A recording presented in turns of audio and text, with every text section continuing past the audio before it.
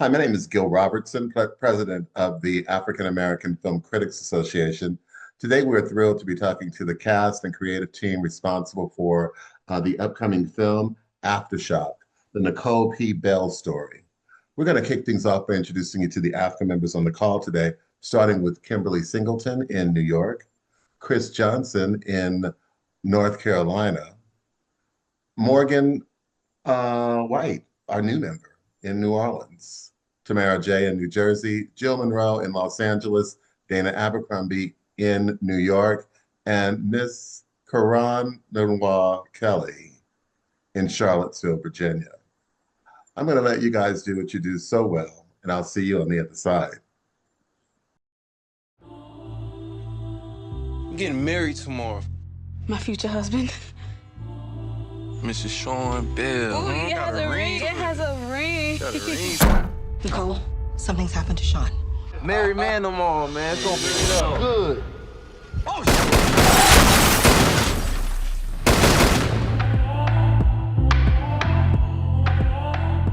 He was just doing what most men do the day before their wedding. He's gone. They took away my joy, the future of my kids growing up with their father. Where's Daddy? When is he coming back? You better tell me exactly what happened. They shot at us like we was wild animals. These cops killed Sean. I know this is not the life you envision. I need you to be determined. Does Sean carry a gun? My fiance just got murdered. No, he doesn't carry a gun. Nobody's talking about how beautiful of a person Sean was. Nobody's talking about the cops.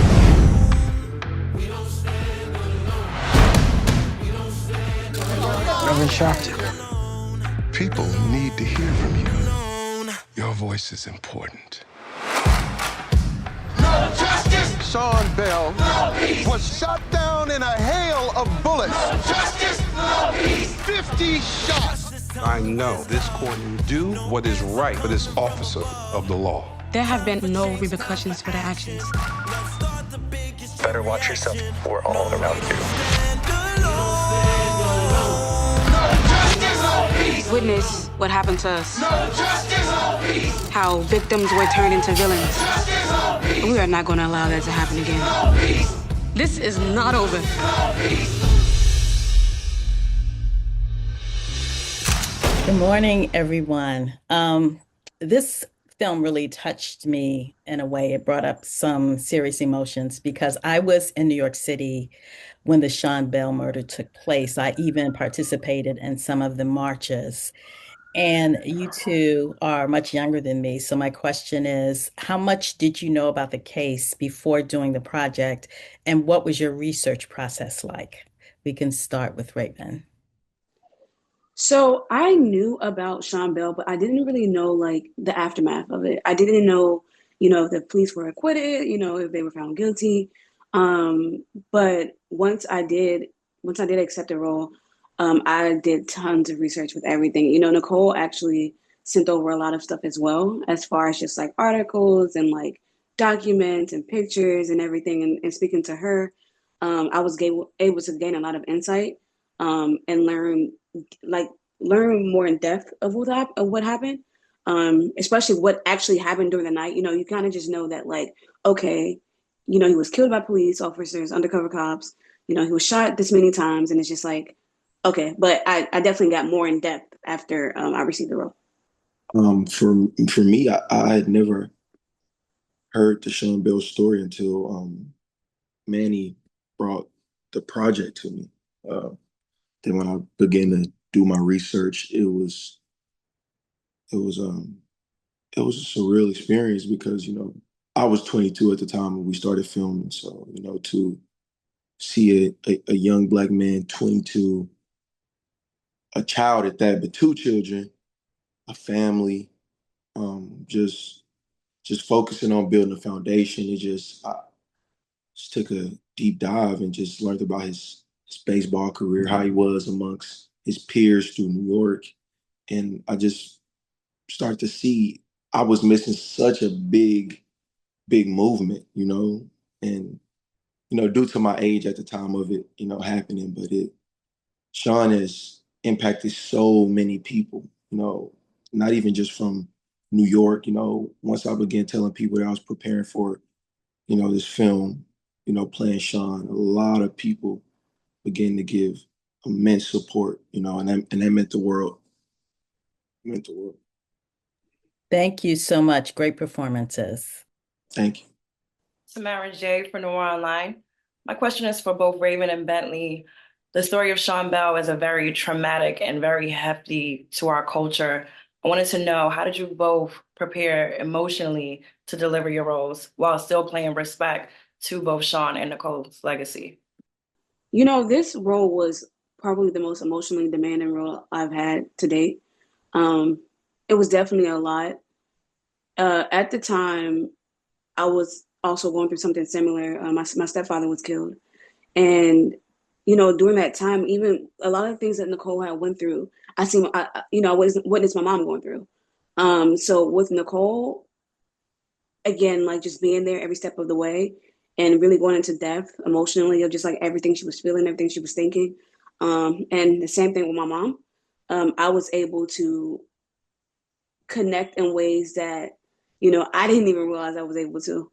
And, you know, it was a challenge only because it stayed with me on some days. Like some days it stayed with me. And, you know, I'm one of those people who like listens to, I have a playlist, I'm listening to my headphones and all the things. And sometimes like it's that trying to find that balance of like being emotionally there and staying true to the art, but also like trying to respect everybody else's like energy.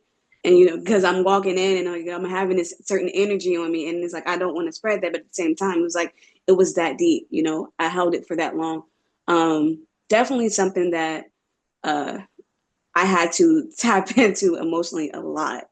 But I'm glad I did it. And I hope that I did do what I had to do to honor Nicole's truth. For me, the process was a little bit smoother, you know, due to me focusing on capturing Sean's essence, you know, the person that the people love, the person that people admired, you know, his charisma, his, you know, his happiness, you know.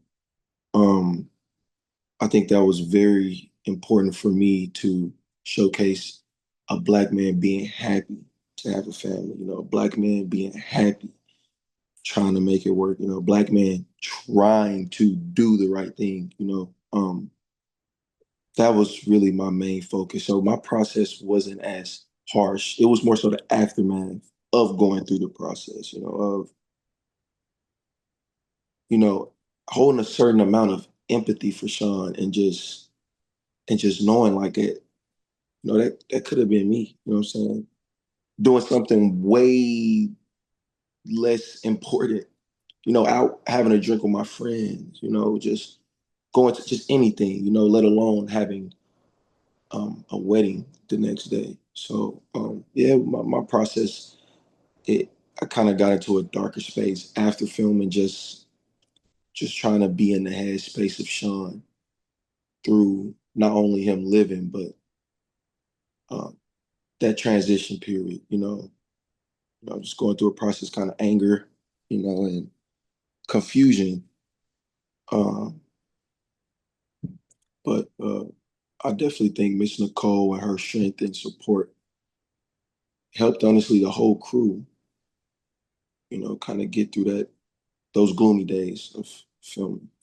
Hi, Rayven. Hi, Bentley. This is Chris Johnson, Carib Vision Network and the CW affiliate here in North Carolina.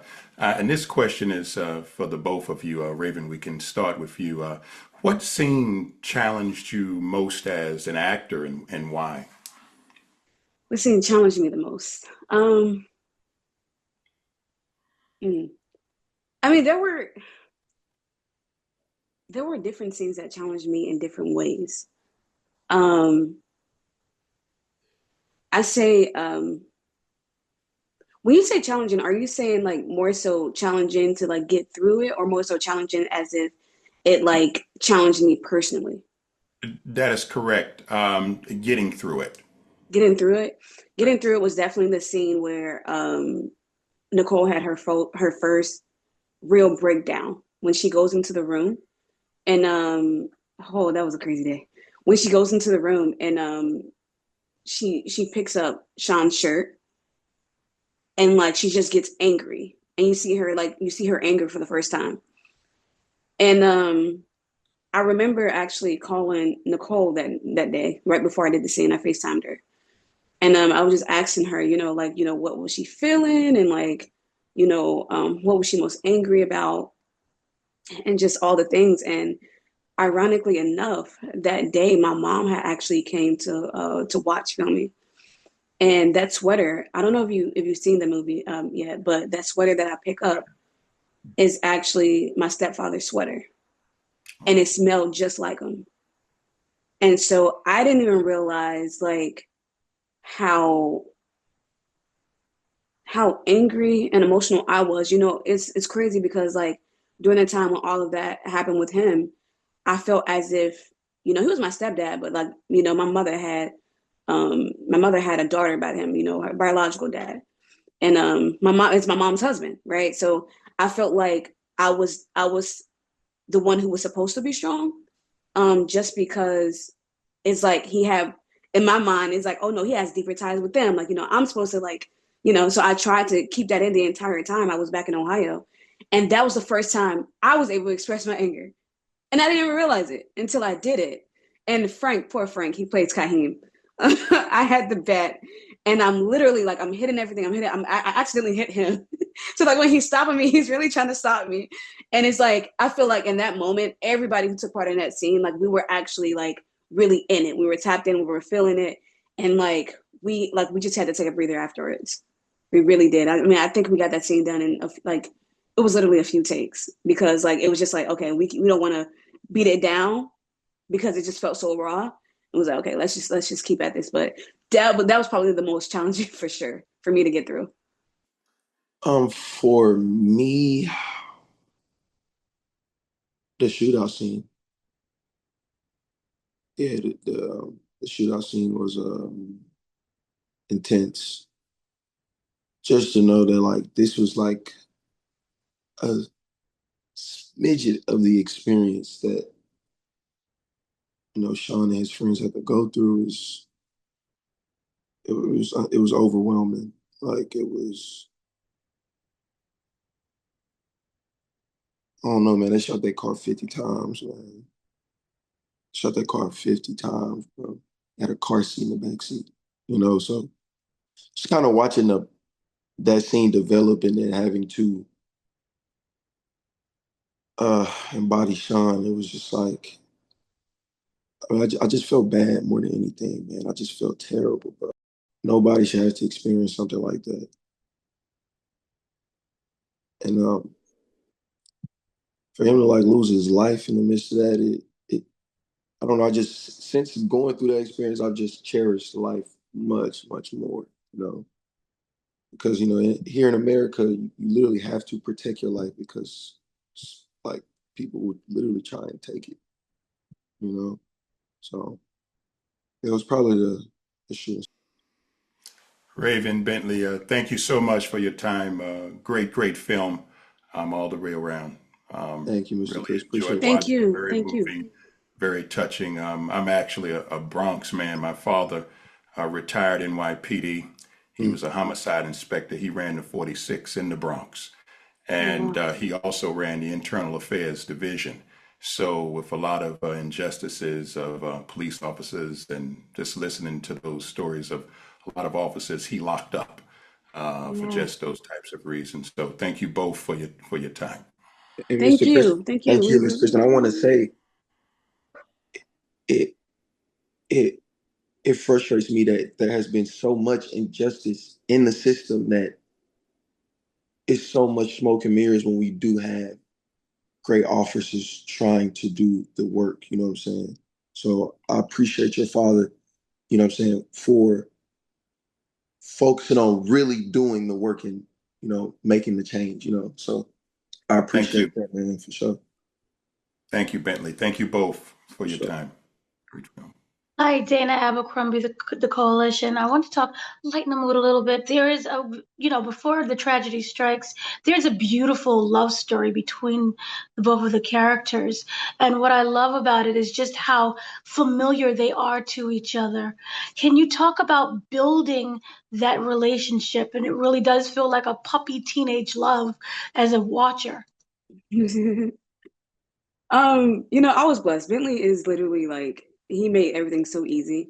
And I think he has like a natural, like charming aspect about himself to where it's like it gave that essence of like, oh my gosh, like when you see him, you're gonna miss him, But even like during like scenes to where it's like I was like a little nervous and stuff like that. Like he's just like his energy and his just personality is just so cool and chill to where it just made it so easy. I had a young love playlist from like back in the 2000s that I would listen to a lot to get me back in those feels as well.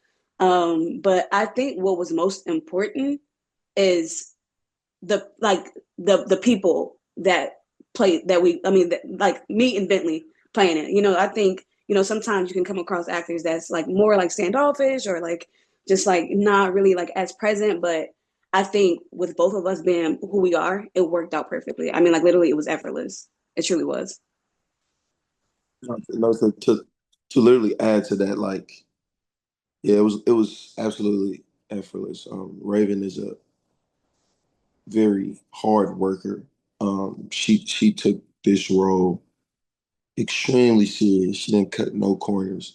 She had boards created, and intact with the story and the development of Nicole. Even when we were younger, just her prep, her mindset, it was very easy to get into these scenes and just make it work. What I'm saying? Try our best to show Black love in its purest form, just young, naive, just full of love, and Rayven, she made it easy. She made it easy. She was super focused and she just played this young Nicole just with just such a innocence about her that I think made the connection between Sean and Nicole on screen you know just what it needed to be. Just what it needed to be, and the fact that Miss Nicole herself said that that's all I could honestly ask for. Yeah. Thank you both. No problem. Hello, my name is Morgan. I'm with Scenes in Color. And my question is specifically for you, Rayven. The title is Aftershock. It's the Nicole P. Bell story, but I like that it says Aftershock because there are a lot of things that happen after, Sean is killed for Nicole. So what was it like for you finding that balance between navigating grief and then kind of having to pick up the torch and be the bearer for injustice and carry on his legacy?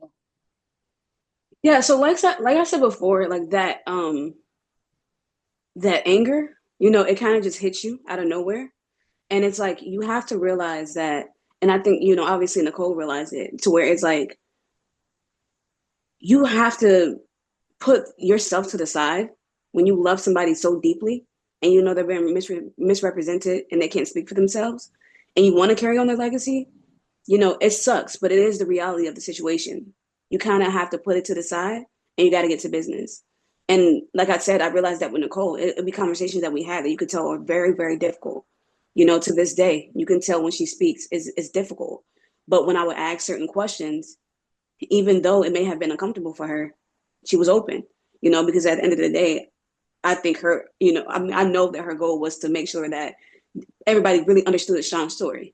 And it's the same thing that I took on in the movie. It's like, during these times, yes, it was hard. And on those emotional days and dealing with grief is extremely hard. I mean, like, it's so random. Like, literally, like, the most randomest thing can set you off, right? A simple like, smell.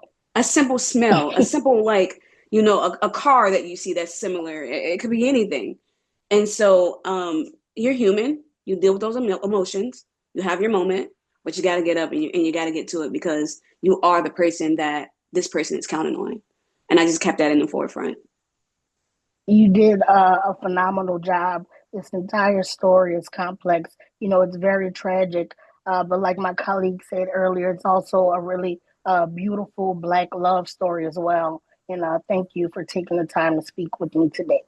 Thank you, thank you. And I think that's what's most important. I think that as long as people walked away with knowing that, one, how much work we need as far as like just police reform and all the things, but also to know, like, to feel the resilience of just like a human heart. Like, you walked away knowing that, feeling that, then we did something that was worthwhile. I think that was the most important, like showing that everlasting love and showing how important it is to just stand up and actually do what we need to do in order to make a change. Completely. Thank you. Thank you. Jill Monroe, KBLA Talk 1580. So this story comes at a time where we're currently still gridlocked as far as police reform goes. And as you just mentioned, it's a message that we still have to fight and spread. So for both of you, what do you think this film can teach this generation about police reform and how we need to stand up that the generation that it happened to might have missed? I think, well, we have it a lot better these days because of social media, and being able to gravitate towards people, a bigger audience, at once with just being in the house, I think that it's kind of like, it's similar to voting, right? Like, a lot of people don't vote because they're just like, oh, like, this is one vote. There's so many people, like, this doesn't matter, right? But you have to understand that those minute things that you do, it has to be done in order to get to the bigger thing. So I hope that this, like, taking these, if you watch the film, the steps went from smaller to bigger, as the film progressed, as far as just the change that Nicole was actually making. And it started from a march, it started from petitions. It started from those small things that people feel doesn't make a change. And I hope that everybody realizes that it actually does, and it leads to something greater. And it, obviously we still have a ton of work to do, but like, it's slowly but surely making a difference rather than like not making a difference at all. I think it just shows like how important we could truly be and how impactful we could truly be versus like what we even think in our minds. Starts with social media. Like Rayven said, we have a massive platform to not only use to promote, but we can also use to protect ourselves. And I think the messages that we push is it's very important. The social hierarchy. We have, us as a Black community, have pushed certain things to the forefront to be deemed important versus the things that are really going to help, our future generations. Police and justice is like, it goes on every day. It's in all of these departments, like you said, Mr. Chris, and it's extremely prominent in these inner cities, so I think the most important thing is for us to continue to shed light on it. You know what I'm saying? We got to continue to put the light on these departments that are doing a number of things, whether, even if it's not, you know what I'm saying, shooting people, people are getting things placed on them, getting stopped for, it's a number of things, but it starts with what we push on social media, It's all about the messages we're pushing on social media, because that's the first thing, these new age kids, I'm saying it's like I'm 30, but I'm getting up there and I see it that the first thing they do is wake up and they open their phone, So the first thing they do when they open their phone, they see something that is moving, they see some progress. Maybe it could change a thing or two they do in a day, We make a million decisions every day. And, the things we see on our phones play a big part in it, and we don't realize it. So I think the messages on social media. Thank you. Hey, this is Karan Lenoir Kelly from Karanism.com and Love Music Pleasure. And I want to piggyback on something you just said, Bentley, about social media. We live in an age of misinformation and disinformation. And I also want to contribute to you, Rayven, that we don't often hear about the stories of the women and partners and the barriers they face when they are unmarried and have a family with someone. That was something that stood out in the forefront for me.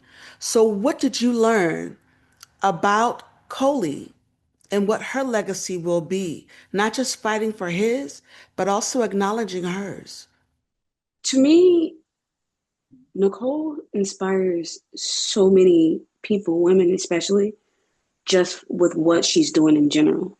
Like you said, even if it wasn't this exact story, like I think just realizing how powerful we really are as women, um, especially when a lot of times we do get, we don't really get the credit that we deserve all the time. But I think that, I mean, me alone, she's inspired me in so many ways. Like, I mean, I took away so many things that I'm gonna carry on with me for the rest of my life. And it's like, if she can do it, then I can do it. Like, you know what I mean? Like, this is somebody who literally, like, a casual woman, just living her life, just trying to do right, just trying to have a good family, mind her business, do the things, be better. And it's like something so tragic happened. And so to me, I just feel as if she was that young and she made this big of a difference, then so can I.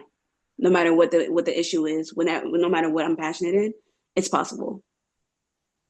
And I see that Mr. Lawson has entered the chat. Hello, sir. Oh, hey, Richard. Hello. Good morning, everyone. Good morning. Good morning. Good morning. So good to see you. I wanted to pose the same question to you as I did to Rayven.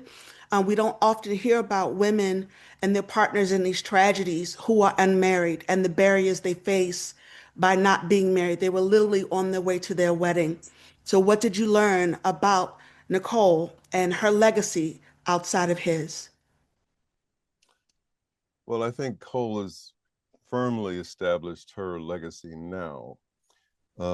She's a major force, and with this film coming out, I think it's going to sort of reignite something that has perhaps been a little bit dormant, or it certainly will raise it to another level, because the film will remind people in a powerful way the reality of injustice and police violence, and which is on the uptick again. So I think this is sort of like the perfect storm, with the political climate the way it is, with the government supporting the kind of police violence.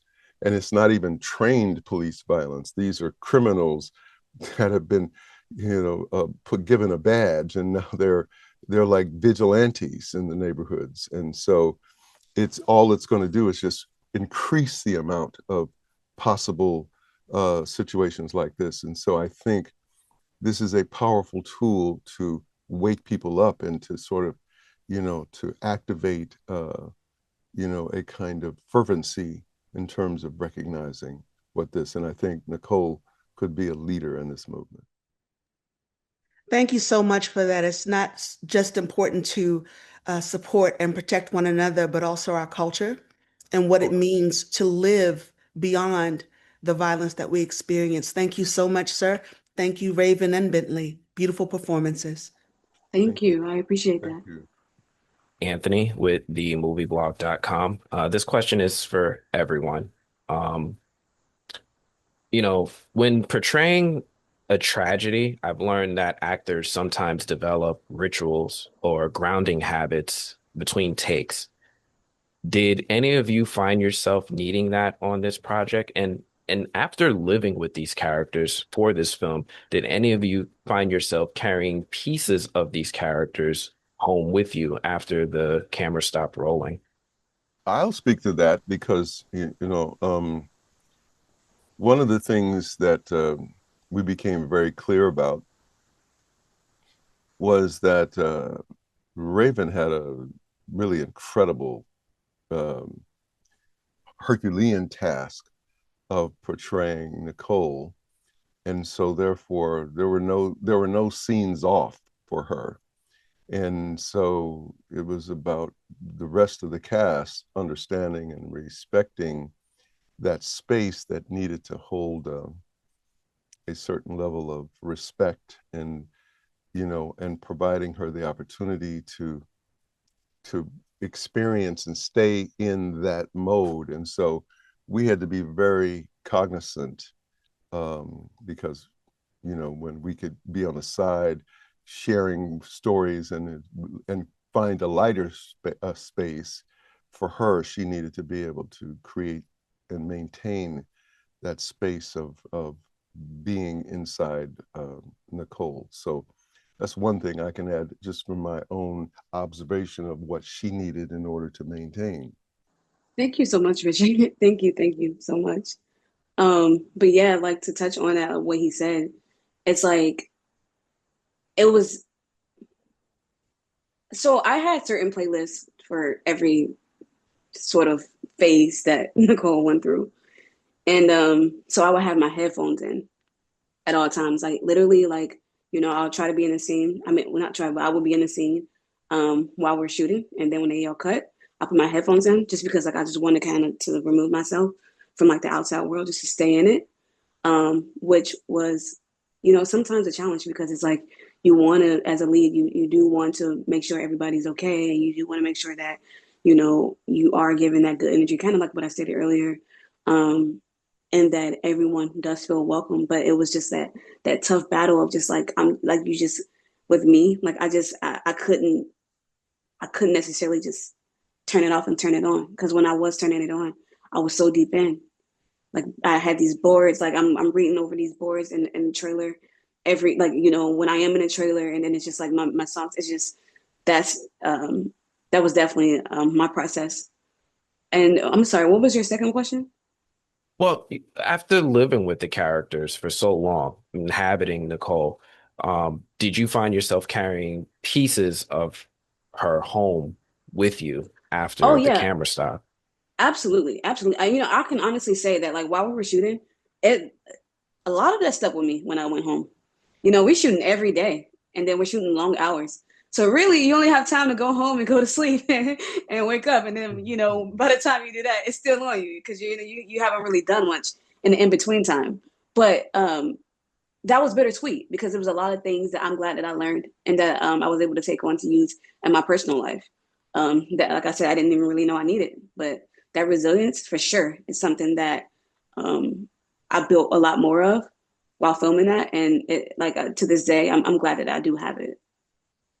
All right, and for me, bro, man, yeah, bro, Sean has definitely stuck with me. I don't know if my frontal lobe developed. I don't know what it was, bro, but I just family, man. Like family has become one of the most important things to me, bro. Like in 2023, when we filmed this, I had to I had to realize that I was in this big transition period of going from young man to man. So a lot of my priorities changed experiencing Sean. A lot of the things that was deemed important to me changed like immensely. And um, Sean matured me like on a speed run. And I'm forever grateful to him for that because he showed me that I could do it and I could do it early. And if not early, I could still do it. I could have a family. You know what I'm saying? I could be productive. I could show my family the right way. You know what I'm saying? I could have a home with a wife. Um, it, he added value to my morals and he just grew me. He grew me in ways I didn't know until now. And I'm just living in it. I'm overcome with gratitude. And Sean's spirit is so strong because I mean, even last night, just to sit there with some of his friends and Miss Nicole, and just to see a theater filled with so many beautiful people, it's just a testament, you know, just a testament. But yeah, Sean, he matured me like immensely. Hi. My question is for Mr. Lawson. You played the Reverend Al Sharpton, who is such a visible and iconic figure when it comes to civil rights and justice. How did you prepare to capture the essence of his character for somebody so well known? Well, that's a very interesting question. uh, Most characters like this that you play died 100 years ago, or 50 years ago, 25 years ago, or something. Very seldom do you play someone who is in New York and you in LA.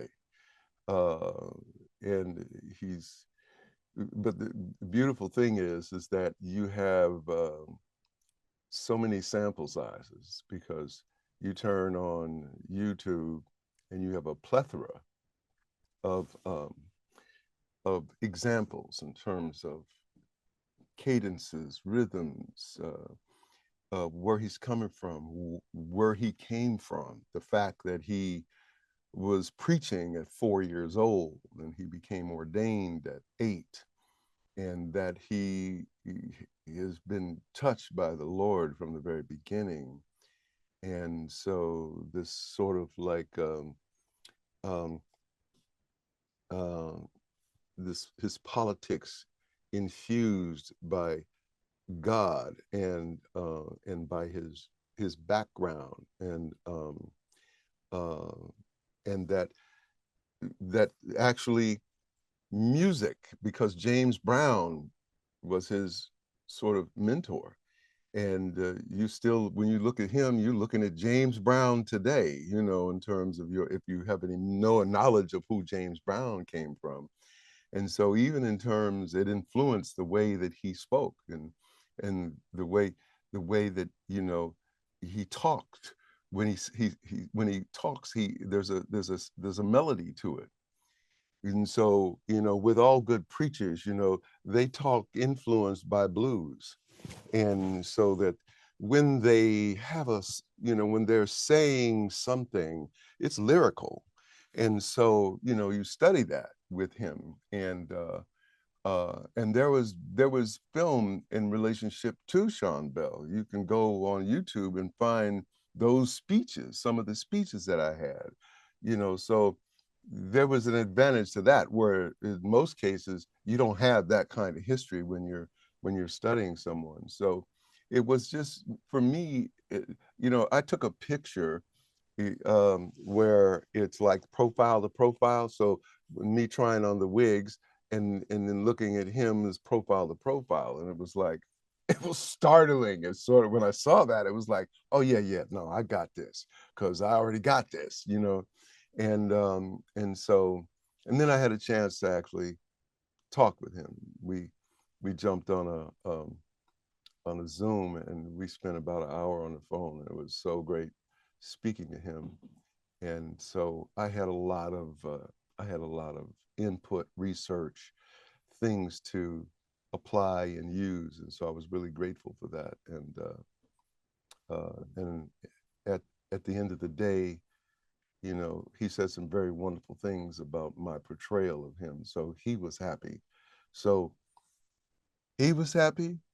I don't care what nobody else say. It's like I'm thrilled because the Rev is thrilled. I'm good. Thank you. Well done. Yeah. Tamara J. for Noir Online.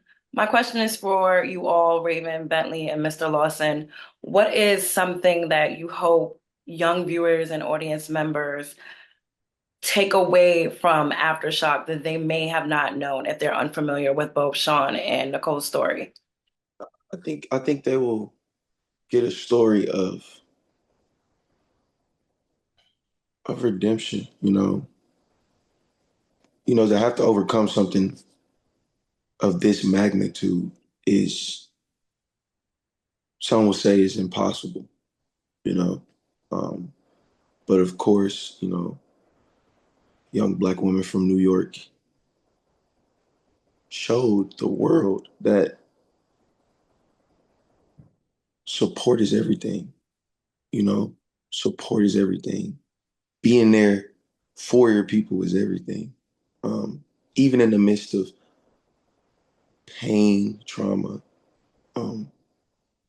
supporting family is everything. And I think that is the key factor that helped Miss Nicole become so strong and so powerful and an anchor in her community.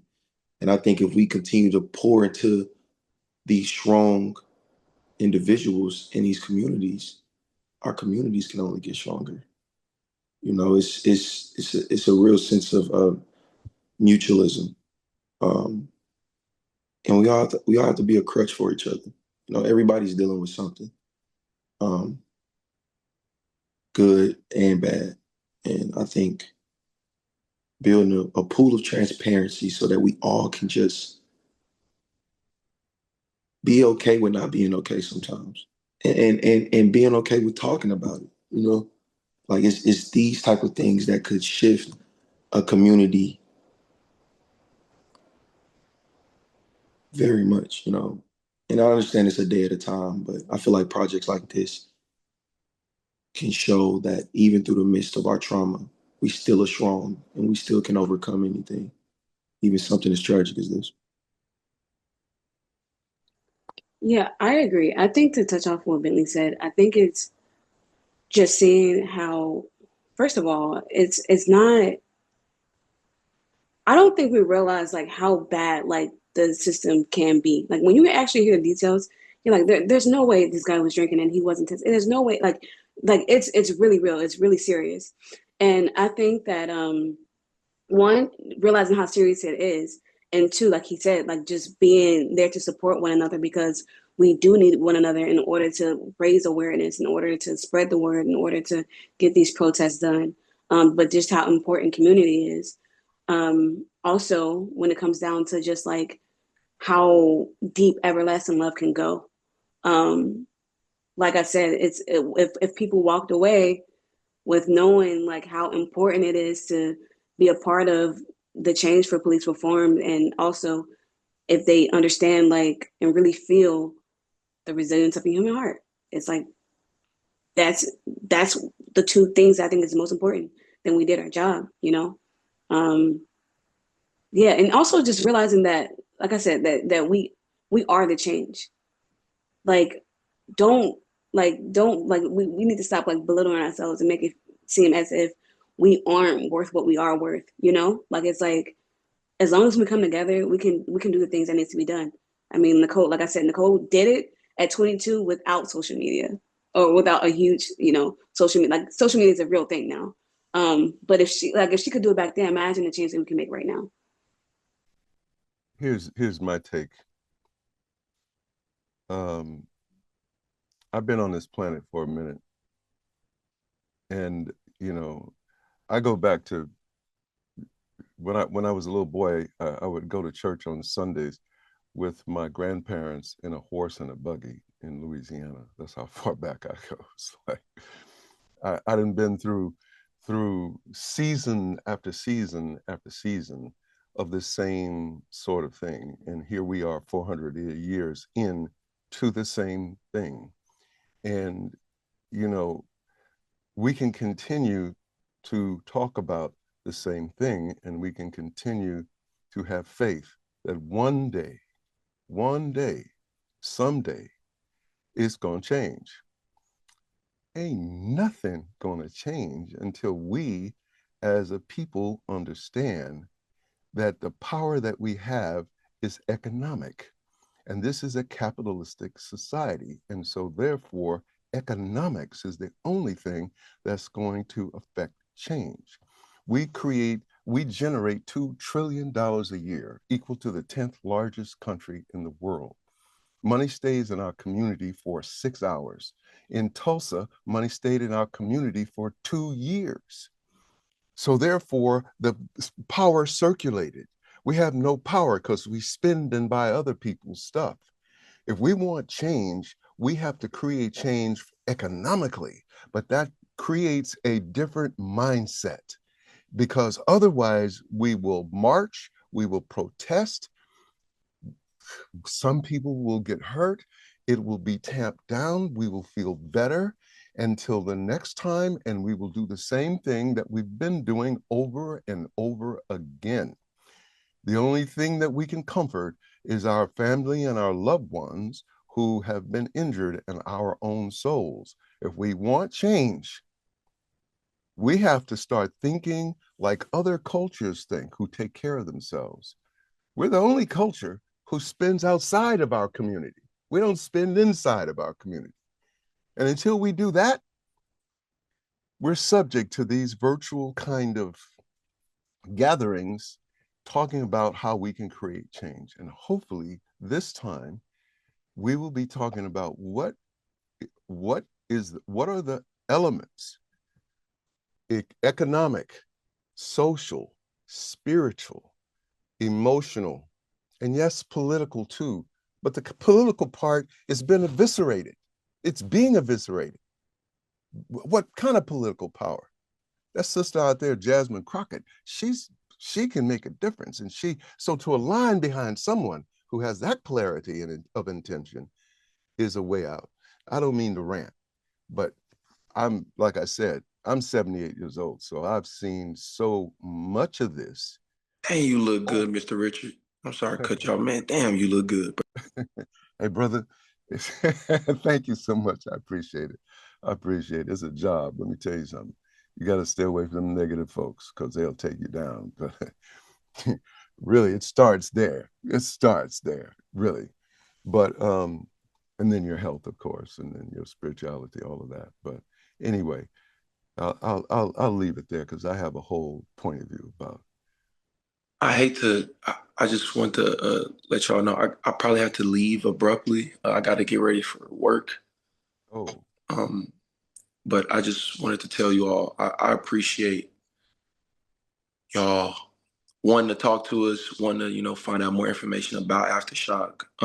This project is extremely close to my heart. I know the same with Mr. Richard and Miss Rayven, to my cast, y'all absolutely killed it. I enjoyed myself so much last night. The project is lovely, and I appreciate y'all for, wanting some more insight on the process and how we got it together.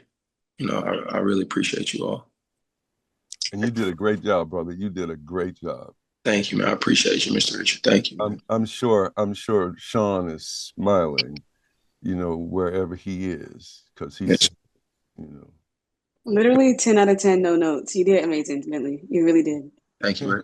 I say the exact same for y'all. Like, it's a lot of moving parts. It takes a village. So I'm happy y'all was my village. You feel me? So yeah, I'll probably see y'all in New York. Yeah. See you. For sure. Y'all be safe. Have a good day. God bless you, bro. Yes, thank you, Bentley, for those messages. I know he had mentioned he had to go to work. And my question, very simple one for Rayven and for Richard. If you could describe the film's message in one sentence, I'm sure you could come up with a whole long for that, but if you could describe it in one sentence, what would it be? We can start with you, Rayven. No pressure, no pressure. Put you on the spot, huh? Oh Lord. One sentence.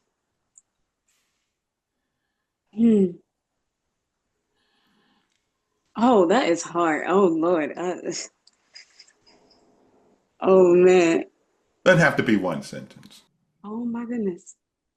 Can I have a moment? Richard, can you take over? No problem. No problem. Yeah, go for it, Richard. Mine is real simple. I'll name that tune in 2 words. It's time. Yes. And then you're gonna do me like that.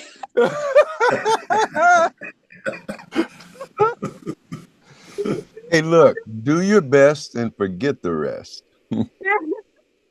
That's right. I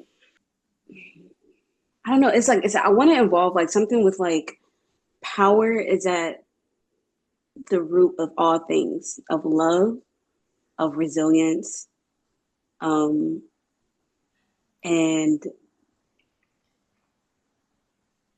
that turns into legacy.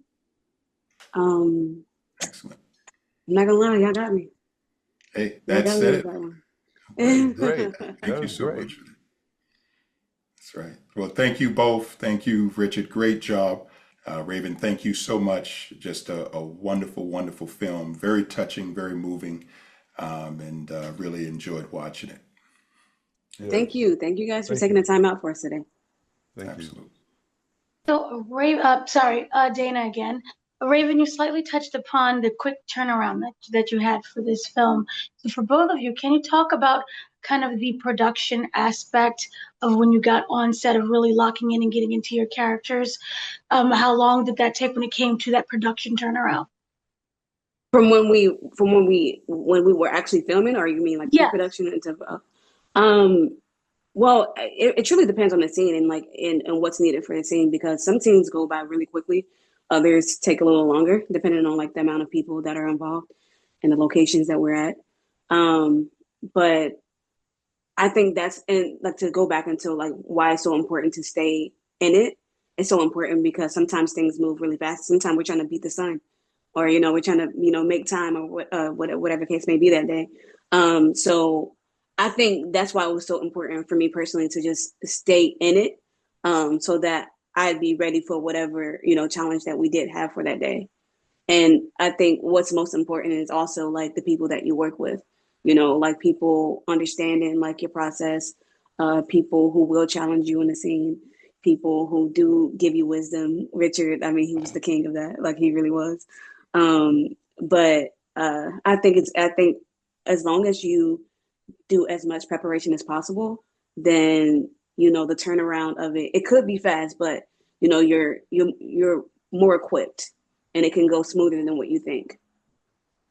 I just wanted to say a lot of times when we see these tragic events, in the media and such, we don't always think about the children that are left behind. We often think of the mother, of the wife, and things like that. So my question is for both of you: how important do you think it is that for the community to support and rally around these kids of these slain brothers who are left behind?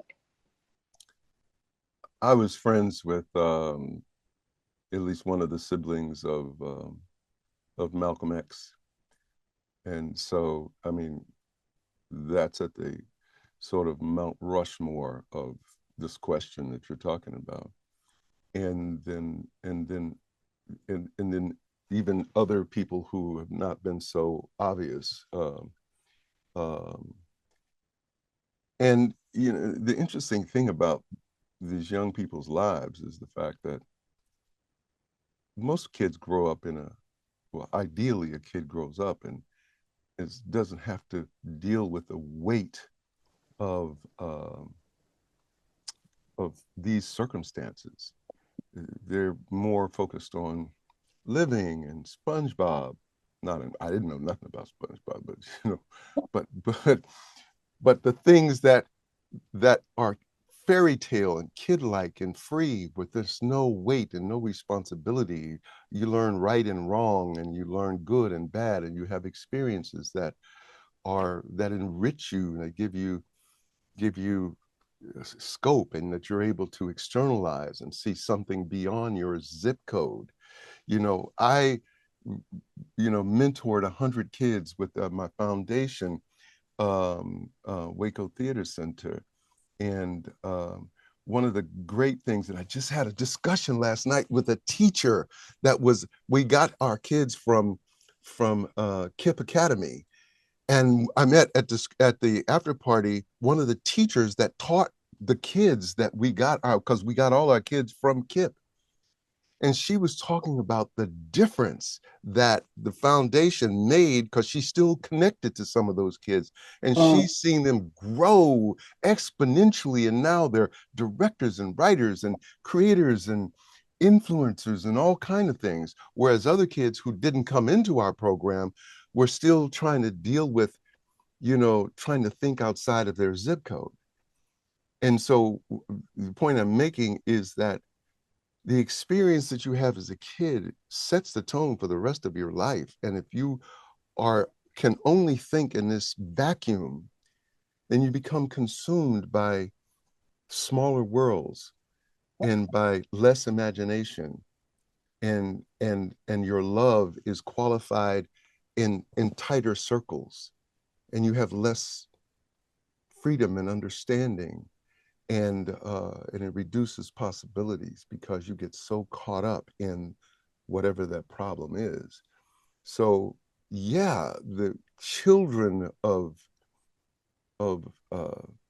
these circumstances, we need to pay more attention to trying to give them experiences that's going to take them outside of just that claustrophobic space of injustice. Thank you for that answer. Definitely, exposure is so critical. And like you said, just getting them outside of that place of trauma and getting them exposed to different things. We as a people and community have to hone in on that after these tragic situations more and more. Exactly. Thank you. Yeah. Hi, Jill Monroe, KBLA Talk 1580. My question is for Mr. Lawson. In portraying Reverend Sharpton, you mentioned that you had an opportunity to speak with him over Zoom. Was there anything in this character that you learned about in the quiet moments or about his fight to ensure that Sean and Nicole's story was brought forth at that time?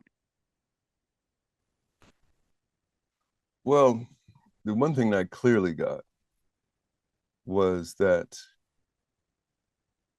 and the one thing I identified with was the fact that he got this assignment at the age of 4. It was sort of like God clearly spoke to this child and said, this is your job. This is what I have assigned you to do because you have the capacity and the shoulder to take care of it. When I was 24, and in my first musical, or my first play, which happened to be a musical, in the middle of singing the final song, I had an epiphany that the reason I was put on this earth was to do this. And so therefore, my assignment was clearly, my purpose was to do what I am doing.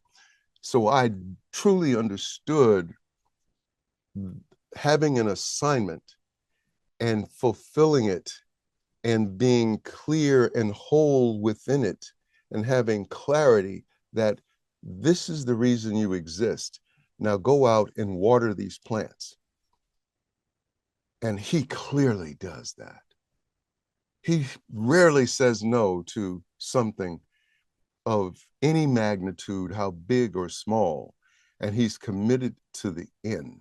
And his life goes on the line because he understands that he is the flag bearer of political justice.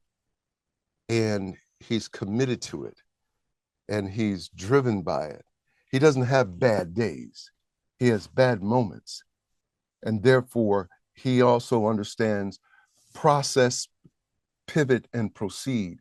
And so there was so many things that I related to him on, so many levels that I related to him on, because I saw myself in him, in what I do, because I feel that I have a mission and I have a ministry. It's not religious, but it is not that part of the definition of religious, but something you do religiously. So there is a religiosity. I love that. I just made that up. To how I go about what I do. and so therefore, and so playing this part, it's God's work. You know, he said, you have the capacity to do this. Carry that work through your artivism and do this thing. Thank you. I love that spiritual calling. It is. Sean would have been my age today. So it makes the story feel really, really personal, right? And I get the sense that we all got emotional while watching this. You know, I'm curious for the both of you, Richard and Rayven, if there was like a moment during production when you felt proud of how you were representing Sean and Nicole's story? Like, was there a moment where you sensed that? I am not going to lie to you guys. I was so anxious and just like nervous. I'm just getting it right, getting it right, getting it right, to where I did not have that moment until the day Nicole came on set. And she's like, "Oh my gosh!" Like, she gave great feedback, and that's when I felt as if like, okay, I'm really doing what I'm supposed to do, because yeah, like obviously, like we want to show like how important this story is and keep Sean's name alive, but you also have that responsibility to make sure that it's seen from, and it's told and received in a way that Nicole, has like will want it to be. So once she gave her her comments, and like, she paid her respects, I honestly think that's the moment when I was like able to breathe and say, okay, this is like something really big, something really heavy, but we're doing it. We're doing it right.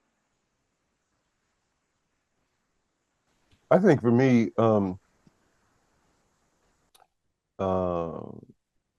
there was a scene which we shot near the end of the shooting when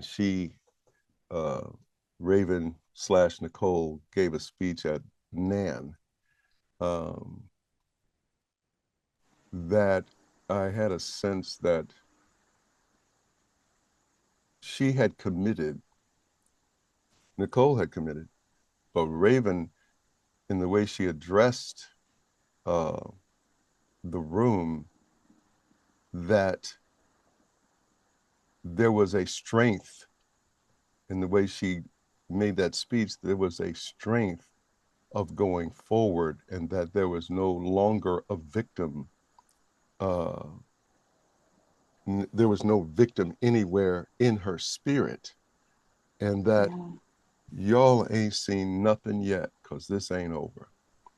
And so it was like, you see the victor go through the fight, and then in the end, the determinism to not stay down, but to go forth, that the fight has just begun. And that was a real moment of revelation for me, just in terms of how many times in my own life where I had to recover from something, and that's really kind of like who I am as a person, is like the process, pivot, and proceed. And this was her proceed.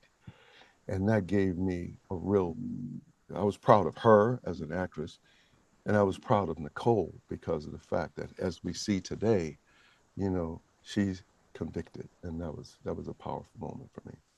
I agree on that as well. Like that was a powerful day, and we were in New York, and I think it was something about like being in New York, being around the people who were actually around, like, and actually feeling that energy. Like, cause even like when they were chanting and everything, it felt so real. Yeah, it really did. Yeah. Yeah, these weren't extras so much. These were members of his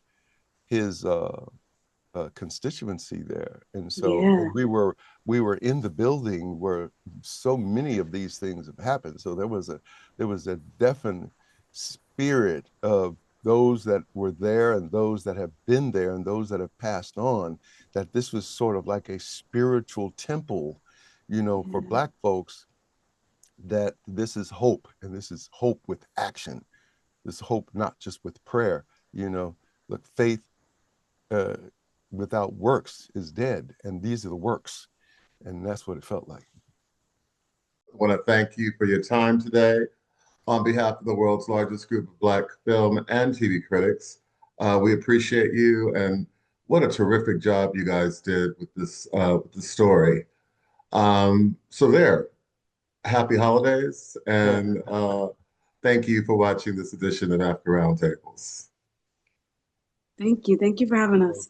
Absolutely.